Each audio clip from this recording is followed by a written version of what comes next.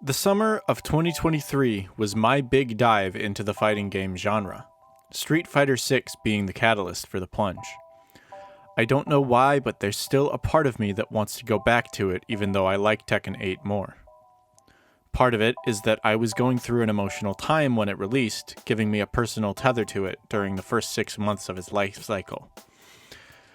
Part of it was also due to loving the challenge that came with it, as it was a new style of fighting game for me and helped open my eyes to how to learn a bunch of different skills for the genre.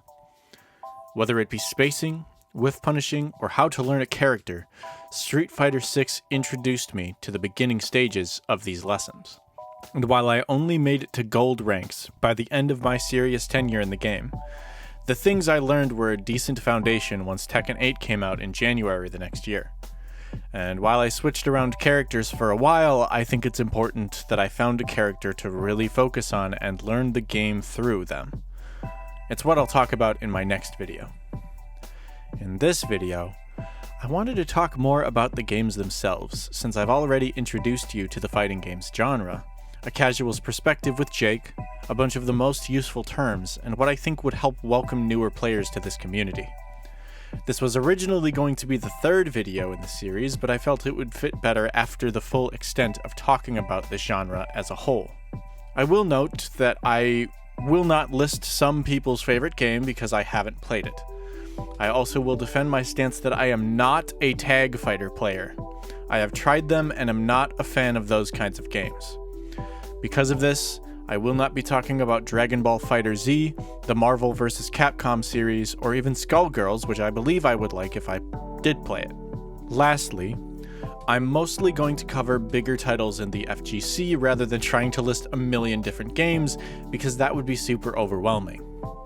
Also, bear in mind that I am only an average Tekken player, a below average SF6 player, and hardly have any time playing Mortal Kombat games online, so my thoughts are from the point of view of someone in the clogged middle ranks of these games. I also don't have too much experience with anime fighters, so I will only be talking about Guilty Gear Strive for a little bit, because I've practiced it for a few hours, but not enough to truly understand the game. I will mention anime fighters as a whole, and list off one if that piques your interest. The first game that I want to talk about, which I've talked about very little in this series, is Mortal Kombat, specifically Mortal Kombat 1.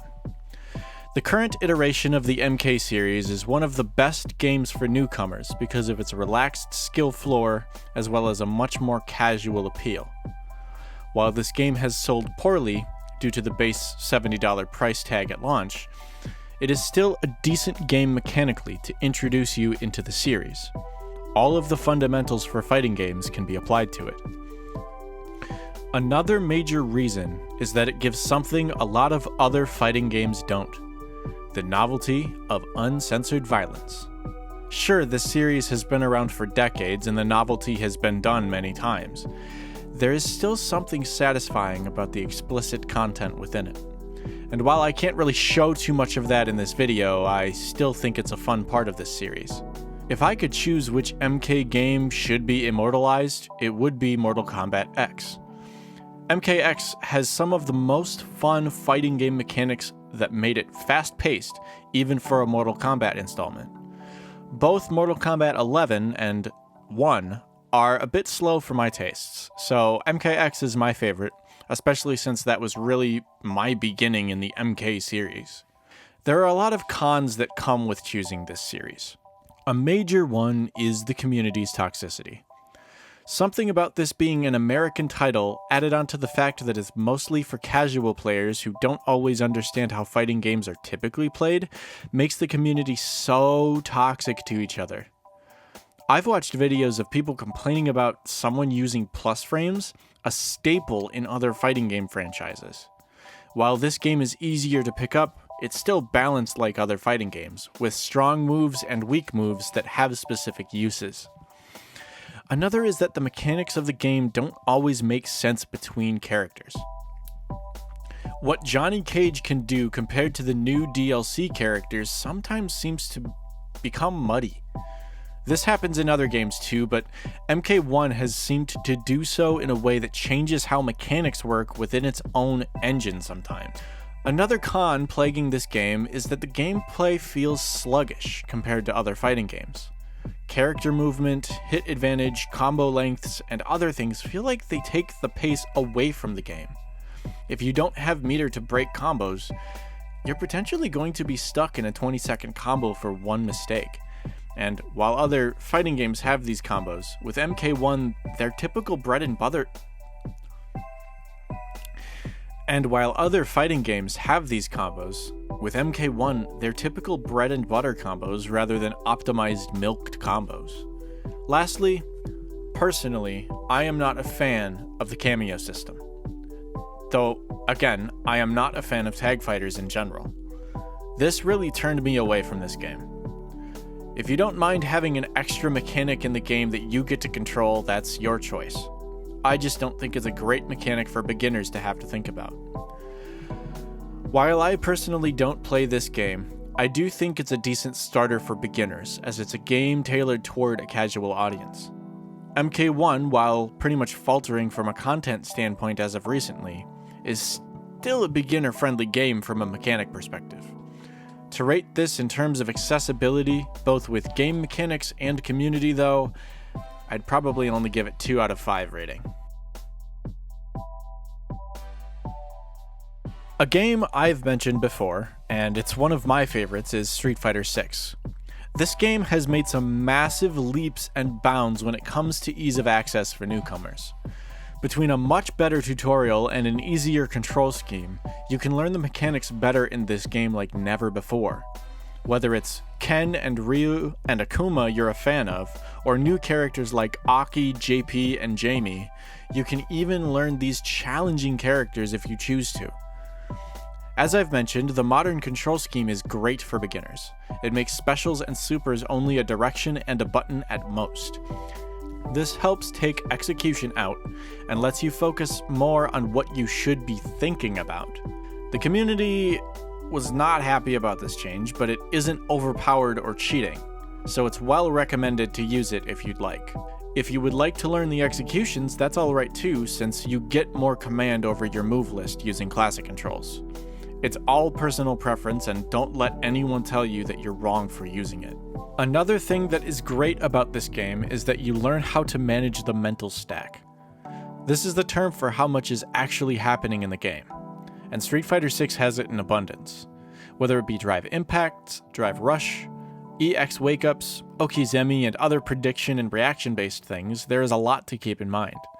On top of that, proper punishment, combo routes, and command list keeps you focused in your saddle, or falling off of it entirely. In contrast, this mental stack can also be very deterring for newer players, as it introduces so many terms to learn for this specific game, which does not help the learning process of fighting games as a whole. And now that this game is already a year and a half old, there are so many solved parts of it that a newcomer will not have an easy time grasping because nobody will talk about them in the current state of SF6. Another downside is that SF6 is quite challenging. Some people will argue that point, but I played it regularly for a long period of time and never got past gold ranks. And while I definitely didn't practice like a high-level player for that game, if the game was easy, quote-unquote, then logically, a newer player like me should have been better at playing it. Another thing that takes away from this game is, again, some mechanics work differently for different characters, which is why many more players learn one character and one only for the game. Sure, some people play multiple, but a lot more struggle to truly grasp why something works the way it does. For me, I can't really explain how the combo system works because most characters have such different combos that don't all have parallel logics to them. Overall, I would give this game a 3.5 out of 5 for both personal preference of gameplay and attempts to make the game more accessible. But still, for its difficulty and the community being a bit iffy on the modern control scheme, otherwise, this is a fun game to start with, but I still wouldn't recommend this one over some other choices.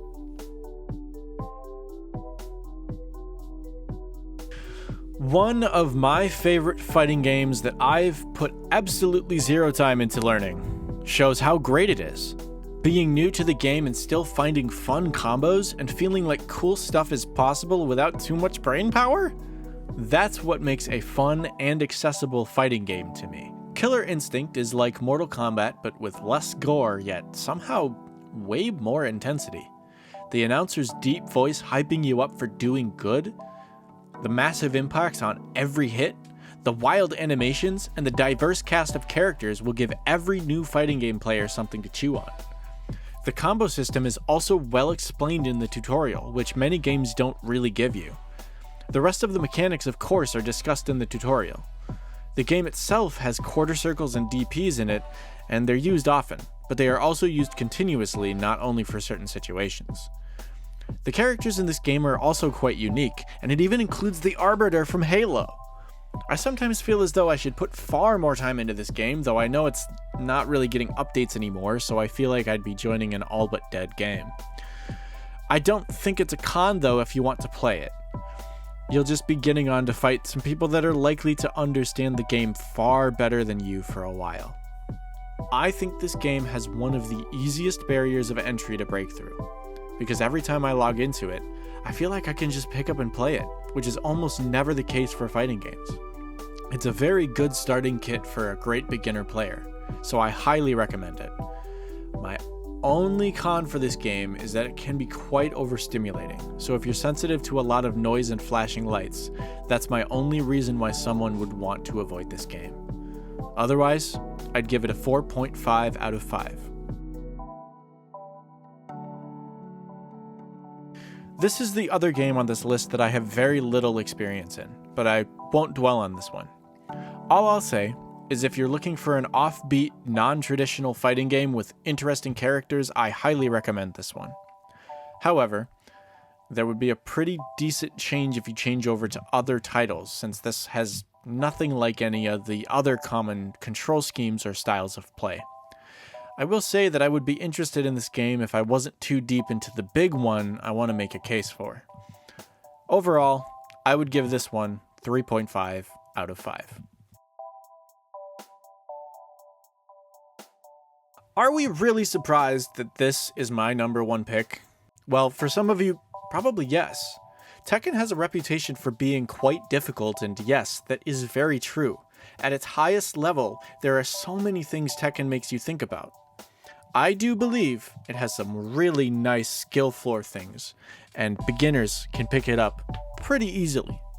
A misconception about Tekken is that you need to be amazing to be good at the game or to enjoy it. The basic parts of Tekken are simpler than even Mortal Kombat. I remember trying to learn MK controls and strings, and while there are only 3 to 4 hit strings, that was a lot for my new player brain. Contrarily, my ability to learn Tekken strings was well assisted by the fact you usually want to play with a lot of one-strike pokes or two-strike strings rather than trying to throw full strings all of the time. While I've definitely learned fighting games backwards myself, I'm finally getting to the point where my fundamentals are starting to match my combo execution, despite Tekken's combos being challenging. Due to this lenient skill floor, most of Tekken's ranked ladder doesn't require a lot of optimization, and you don't necessarily need to use every move up until you get to the higher tier of ranks. Beginners shouldn't worry about rank though. If you really just want to have competition that will more than likely be your actual skill level, playing ranked is usually the best way to do that in most games. Again, rank doesn't matter as long as you're learning and having fun playing the game.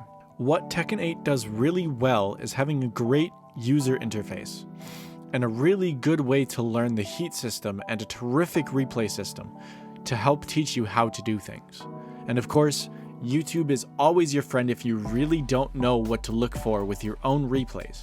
There are so many guides and gameplays there, you should definitely feel free to use them to learn things.